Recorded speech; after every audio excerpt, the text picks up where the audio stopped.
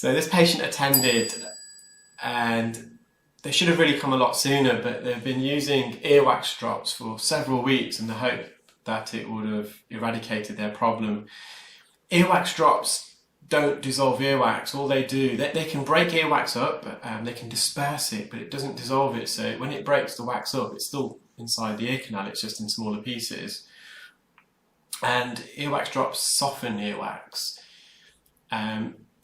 If you overuse earwax drops, what can happen is it can exacerbate your symptoms, which is what's happened in this case. The wax absorbs the drops and it swells and expands and it creates an even more blocked ear. In addition, with this particular client, when they were using the drops, they weren't draining the ear after instilling the drops. And don't really blame the patient actually, because the earwax drops manufacturers are not very clear in their guidance.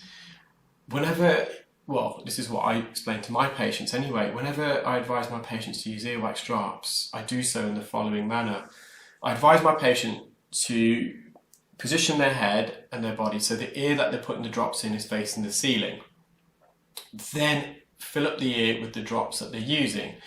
The types of drops that we recommend depend on your individual ear, but as a general rule of thumb, I normally recommend olive oil drops. I sometimes also recommend sodium bicarbonate drops, more so for people who have dead skin conditions like keratosis obturans. Soak the ear completely for 5 minutes. Really be generous with the amount of drops you put in. Let it rest for 5 minutes, and then after 5 minutes, tilt your head in the opposite way so the ear is now facing the floor. And then put a tissue underneath. That will help drain the drops so it doesn't collect in your ear, and it can also help flush out any wax that's built up inside your ear. You can't clean your ears using water, so that's bad for you. So in essence, you're flushing your ears using olive oil drops. The contralateral ear, so the opposite ear, don't do the same night. Do that the following night, because if you do that straight away, when it comes to draining your second ear, some of the drops in the first ear may seep back into the ear canal alongside with it some earwax. So that's just a little tip, guys. And what excessive use of drops can do, it can make the skin really wrinkly in the ear canal. This is what's happened in this case. So we've cleared most of the blockage. We're just working on the eardrum now. The eardrum is visible. The patient's symptoms have dramatically improved, but you can see the patient's got a lot of embedded and dead keratin on the eardrum. And some of the wax is stained as well. The staining of the earwax is more apparent in the second ear, so do stay tuned for that. The patient can hear, they could barely hear anything when they came in. They couldn't even hear the suction machine, and at this stage they could, so it's made a dramatic improvement. But you can see what's happened. The patient hadn't drained their ear, the wax has got soft and runny, and it's trickled down towards the eardrum, and it's rested on the eardrum. It's also rested in the inferior recess, so just where I am now near the eardrum, about 0.5 centimetre away from the eardrum narrows and it widens again, and it creates recesses all the way around. The most prominent recess is the inferior, so at the bottom it's almost like a trench, and there's one anterior, so in this case to the left hand side of the eardrum, and that's the anterior recess. So it's like a little ridge, and the wax can settle. Similarly, if you get water in your ears, water can settle in this ridge, both in the inferior recess or the anterior recess, and affect your hearing. It's so difficult to get access. Now with an endoscope we can visualize inside that recess. With an otoscope and microscope you may not be able to, but I'm very pleased with that. So I can see the whole eardrum. The rest of the dead skin will naturally now shed. It's not ready to be removed, it's still quite thick, and that's just unfortunately excessive use of the drops. The drops has almost dissolved and decomposed this outer layer of skin that's coating the eardrum, and I've got the majority of it out. If we got any more out, it would have been very uncomfortable. We may have perforated the eardrum, which is the last thing we want to do, guys. I got all the soft wax out of the inferior recess and anterior recess so the patient can hear a lot better. We're now on to the patient's right ear, and again this ear has been overdosed with earwax drops. We call the process of using earwax drops cerumenolosis. I'll say that slowly. I'm not a very good pronunciator of words, but cerumenolosis. That's hopefully that's broke it down into the little syllables. And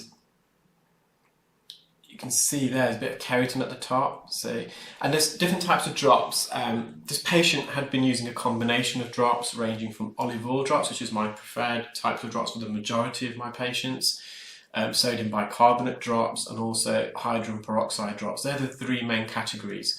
Olive oil drops is slightly acidic, which matches the pH of the ear canal. The ear canal is also slightly acidic, as is the pH of wax. The ear canal, generally, the pH should range from 5.8 to 7 pH, and earwax is roughly, I think, about 6.5, somewhere in that region, but it is slightly acidic. So olive oil is a similar pH to the ear canal, so it doesn't have, people are less likely to have an allergic reaction to it. Olive oil can also lubricate and moisturize the skin that lines the ear canal, preventing it from drying and cracking. And also what olive oil does, it binds the wax together, so when it does come to being removed via suction, it comes out in big chunks. Both sodium bicarbonate drops and hydrogen peroxide drops, they're alkaline, so it changes the pH of the ear canal from an acidic to an alkaline pH, which then increases the likelihood of developing an allergic reaction to the drops and can also lead to an infection, because the acidity, the natural acidity of the ear is believed to inhibit certain fungal and bacterial growth, and if you're turning the pH of the ear canal from an acidic pH to an alkaline, it gives rise for these fungals, spores and different bacteria to multiply and breed inside your ear canal. Also, both hydrogen peroxide and sodium bicarbonate drops are water-based, and water is bad for the ear. Bacterial and fungal and different funguses, fungal spores love damp, warm, dark places. That's where they love to breed. So by introducing water in the ear through these drops, you can develop swimmer's ear, which is an infection due to water, and that's because bacteria and fungal, it's a perfect breeding ground. So that's my kind of overview of the different types of drops. And again, with this ear, the patient didn't drain the ear. They actually allowed the drops, the head was tilted, I think, overnight. The drops softened the wax, and the wax just drizzled further down the ear canal onto the eardrum. And we're just in the anterior recess there. As I mentioned in the previous year, you've got an inferior and anterior recess. And look at that view. This is the view we can get with an endoscope. It's very hard to achieve the same view with an otoscope or head loops or microscope.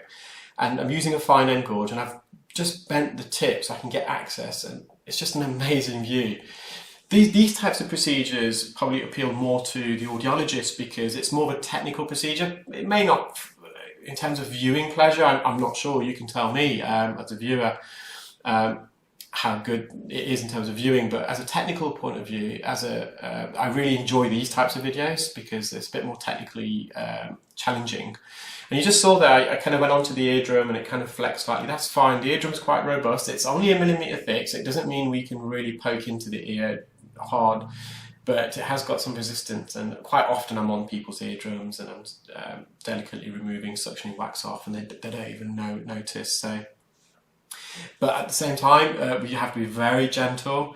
If I go in and prod and poke too hard, I'm going to perforate that eardrum, and that's why for me it's more technically challenging. That's why I like these types of videos. I can appreciate in terms of viewing, it's still a bit messy, it's a bit stained, but we're not going to remove every little speck of wax, guys. Some of this is staining. So if you imagine, you've had your Christmas lunch, you had all that gravy on the plate, you can finish the plate in terms of all the roast potato, your sprouts, your turkey, your pigs in blankets, your veg, but you're still going to have gravy unless you lick the plate clean, which, well, I sometimes do, I'm guilty as charged.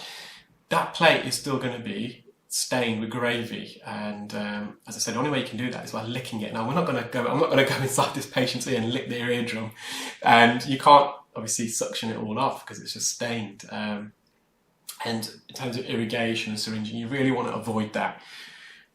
Water, as I said, can cause infection. If you're irrigating the ear or syringing it, you're putting unnecessary force pressure into onto the eardrum. You could perforate it purely through that action, and it gives rise to infection. So I'm nearly done. I think it's just a bit left in the anterior. I'm just seeing if I can get a bit more out. And there's a point where we have to stop. We think, well, this is going to I don't want to risk perforating that eardrum, so I'm happy with what I'm doing, and that's all that matters really. And this will all dry up now and naturally migrate out the ear. Let's just see how much more I can get from the anterior recess. So I think I've just called it a day there, but much better than before. The patient can hear. Very happy that we could fit her in before Christmas.